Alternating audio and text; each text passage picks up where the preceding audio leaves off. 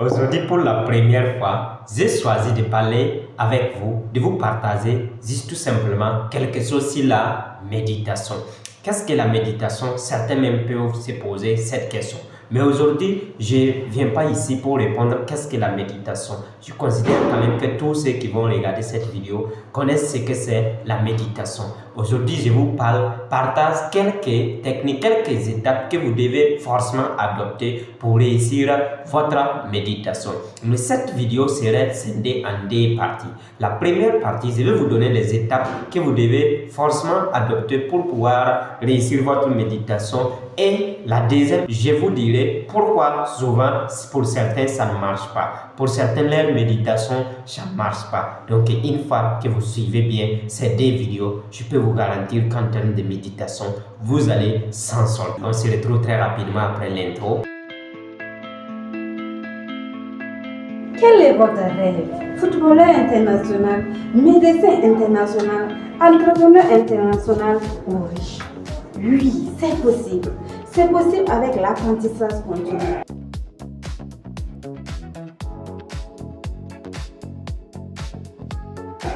Métaphysique, spiritualité, entrepreneuriat, développement personnel, business avec skill le milliardaire Ange Dollar.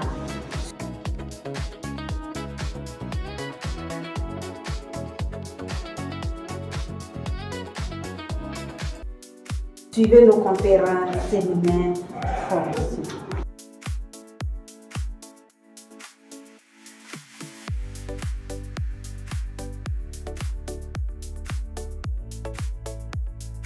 Merci. Alors, ici, je vous guide avec quelques étapes que vous devez forcément respecter pour pouvoir réussir une très bonne méditation. La première étape à adopter, si tu veux vraiment faire une très bonne méditation, c'est de se mettre au calme. Mets-toi au calme. Pourquoi se mettre au calme? Dans le brouhaha, rien de grand ne serait réalisé. Voilà pourquoi l'un des grands messieurs que j'aime beaucoup a dit tout simplement, la meilleure des pensées a été faite dans la solitude. La mauvaise des pensées a été faite dans le tourment. Donc, quand tu veux méditer, rassure-toi que tu as un lieu bien calme avant maintenant de commencer. Et toi-même, tu dois te mettre au calme. Mais une fois que tu te mets au calme maintenant, la deuxième étape que tu dois adopter pour une très bonne méditation, c'est de lancer un chronomètre de 11 minutes. Pourquoi 11 minutes? 11 minutes, c'est-à-dire ici tu vas faire 10 minutes de méditation et 1 minute pour la préparation. Oui, très important, si tu es débutant, pourquoi chronométrer avant de commencer? Quand tu chronomètres, d'abord, quand tu es en train de méditer, parce qu'il y a certains, quand on dit il faut méditer 10 minutes ou bien je dois méditer 30 minutes, la personne veut encore méditer et penser de l'air. Et pourtant, on ne peut pas faire tous les deux en même temps. Quand on se met à méditer, on médite, soit on pense. Donc, on ne peut pas faire tous les deux en même temps. Raison pour laquelle, quand tu es débutant, il faut chronométrer. Par exemple, personnellement, à l'aide, je n'ai plus besoin de chronométrer quoi que ce soit pour pouvoir méditer. Mais quand tu es débutant, et même si tu n'es pas arrivé à un certain niveau, il faut forcément chronométrer avant de commencer. Là, tu auras autre souci. Tu pourrais peut-être penser à toutes choses, mais pas à l'heure dont tu dois suspendre ta méditation, pas à l'heure dont tu dois arrêter ta méditation. Raison pour laquelle tu chronomètres avec 1 minute de plus pour pouvoir prendre ces 1 minute-là, pour bien t'installer, pour bien surtout faire tout ce qui est à faire. Et là maintenant, tu peux commencer comme il se doit. Donc il faut chronométrer en 11 minutes. Après avoir chronométré, la troisième étape dont tu dois obligatoirement respecter, c'est de t'asseoir bien droit. Oui, toute la colonne vertébrale doit être bien droite. Mais ici, je précise que c'est pas obligé que la méditation, tu sois assis avant de méditer. Mais ça, c'est pour ceux-là qui ont quand même un niveau un peu avancé. Personnellement, à l'air là, que ce soit je marche, je suis en véhicule, je suis sur ma moto, ou quel qu'en soit ce que je fais, je peux méditer. Mais pour une personne qui débute d'abord, ou pour une personne qui n'est pas trop avancé, il faut bien t'asseoir. T'asseoir très bien droit. Donc toute la colonne vertébrale doit être bien droite. Si tu veux, tu peux t'asseoir en position de lotus comme ce que vous constatez sur les photos et dans certaines vidéos régulièrement. Si tu veux également, tu peux t'asseoir sur une chaise. Mais l'essentiel est que tu aies le dos bien droit. Et si le dos est bien droit maintenant, on passe à la quatrième étape qui est nécessaire également.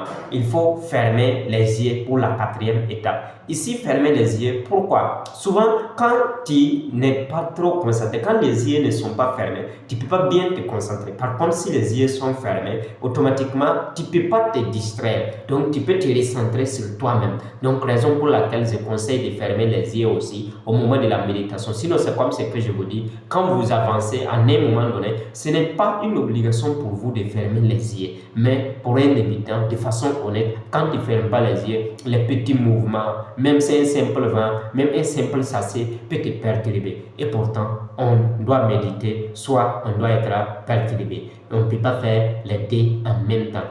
Raison pour laquelle c'est très important pour toi surtout de fermer les yeux. Après avoir fermé les yeux, la cinquième étape que je peux vous guider avec, et je pense que je me limiterai à là pour cette vidéo, c'est de se concentrer sur ta respiration. Comment se concentrer sur ta respiration?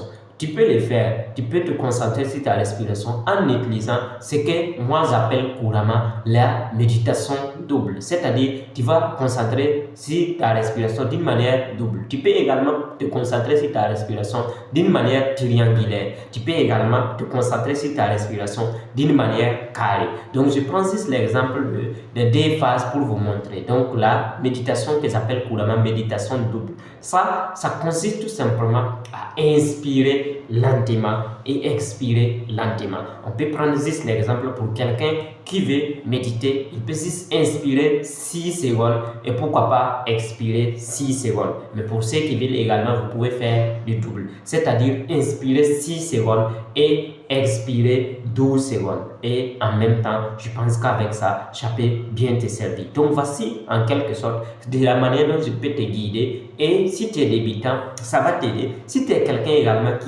qui connaît bien la méditation et qui sait déjà méditer, ça va encore plus t'aider parce que ça serait très important pour toi. Je peux juste te faire un petit exemple de la respiration pour que tu constates comment ça se passe. On va inspirer en 6 secondes et expirer juste en 6 secondes.